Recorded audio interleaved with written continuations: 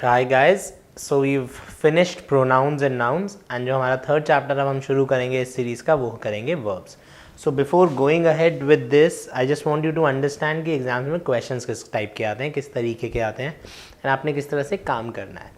अब सबसे पहले तो मैं बोलता हूँ नाउन्स, लोग कहते हैं proper noun, common nouns, collective noun, pronoun, reflexive pronoun, ये प्रोनाउन, वर्ब्स, ट्रांजिटिव, इंट्रांजिटिव।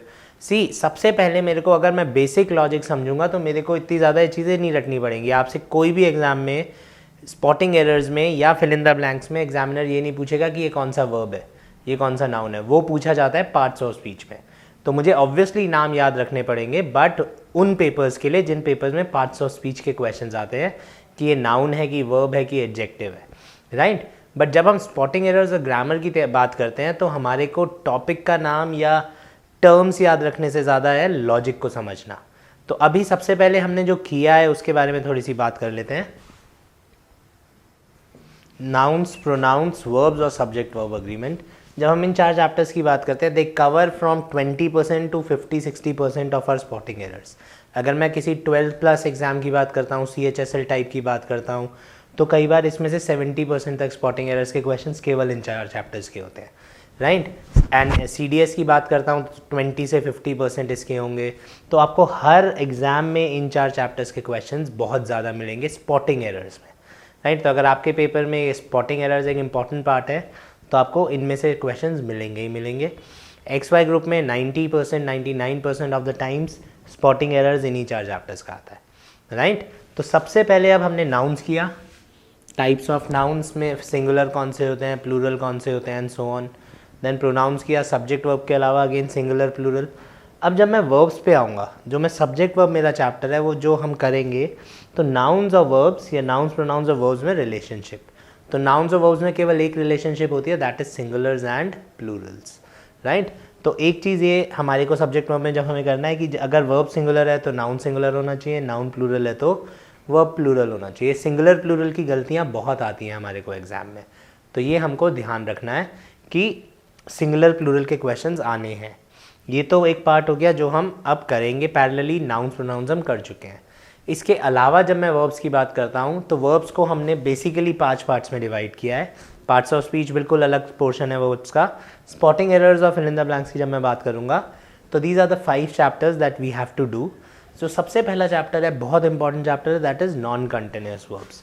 सो नॉन कंटिन्यूअस वर्ब्स, जैसे कि टर्म्स बता रही है कंटिन्यूअस। कंटिन्यूअस क्या होता है? कंटिन्यूअस टेंस भी होता है, जो अब अगर हम आप हमारे टेंसेस फॉलो कर रहे हैं तो हमने टेंसेस में किया हुआ है perfect continuous, present continuous, past continuous. तो कंटिन्यूअस होता है जब मैं वर्ब्स में लगाता हूँ ING। सो अगर मैं वर्ब्स में ING नहीं लगाऊंगा तो उसको मैं बोलूँगा नॉन कंटिन्यूअस वर्ब्स। अब वर्ब्स पे ING नहीं लगाने का एक पूरा सेट होता है। There are a certain set of words, around 70-80 words होते हैं जो हमारे को समझने पड़ेंगे। But what is more important is logic.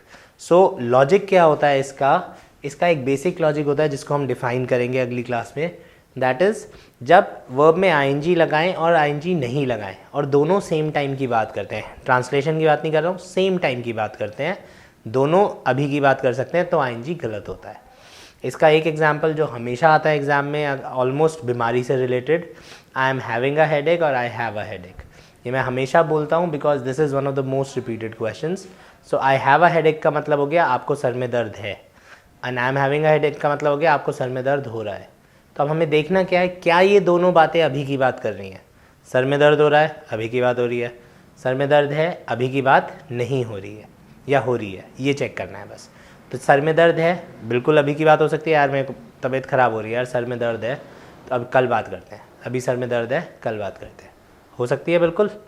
तो या ऐसे केसेस में ING नहीं लगता, तो इसको हम थोड़ा सा एक्सप्लोर करेंगे अपने अगले क्लास में। Same as with gerunds. Gerunds को याद रखने का तरीका क्या होता है? जीरेंस, अब मैं जब भी जीरेंस पूछता हूँ बच्चे बोलते हैं वर्ब में ING लगता है तो वो जीरेंस होता है, राइट। बट वर्ब में ING लगने के साथ साथ जो ज़्यादा इंपॉर्टेंट बात है, जब वर्ब को नाउन की तरह इस्तेमाल किया जाता है, ठीक है। तो आई एम प्लेइंग में जो प्लेइंग है वो जीरेंड नहीं है, but playing is good for your health में जो प्लेइंग है वो जीरेंड है, राइट। तो सबसे पहले हमें ये डिफरेंस समझना पड़ेगा जब हम इस चैप्टर को करेंगे। This could be one of the most confusing chapters अगर आप लोग बहुत ज़्यादा रटने पे फोकस करते हो। अगर हम लॉजिक्स में आएंगे तो this could be one of the most interesting chapters. आप लोगों को एक चीज़ समझनी पड़ेगी, जब हम इंग्लिश करते हैं इट इज़ अ लैंग्वेज का टेस्ट होता है कि भाई आप कम्युनिकेशन किस तरह से करोगे, एंड सारे पेपर्स लॉजिक की तरफ इसीलिए मूव करते जा रहे हैं, क्योंकि आप रट के जाओगे आप इंग्लिश नहीं बोल पाओगे, and that is how the questions are coming these days कि you have to be a little logical. Third chapter होगा आपका इर्रेगुलर वर्ब्स, ये सबने सुना हुआ होगा, सबको आता है। इसमें क्या होता है इर्रेगुलर वर्ब्स, जो रेगुलर नहीं होते, राइट। सो रेगुलर वर्ब्स कौन से होते हैं और इर्रेगुलर वर्ब्स कौन से होते हैं? तो जिन वर्ब्स के आगे ईडी लगता है वो होते हैं रेगुलर वर्ब्स। जैसे मैंने बोला play played played, study studied studied, और जिन वर्ब्स के आगे ईडी नहीं लगता उनको हम बोलते हैं इर्रेगुलर वर्ब्स। तो हम इनके बारे में किस तरीके से क्वेश्चंस आते हैं, क्या क्वेश्चंस आते हैं, बात करेंगे। सो जैसे go went gone is an irregular verb, इसको कुछ जगहों पे स्ट्रॉन्ग वर्ब भी बोला जाता है, स्ट्रॉन्ग वर्ब और irregular verb, right. Question number 4 is confusing verbs. ये पूरा का पूरा वोकैब बेस्ड क्वेश्चन पे आता है।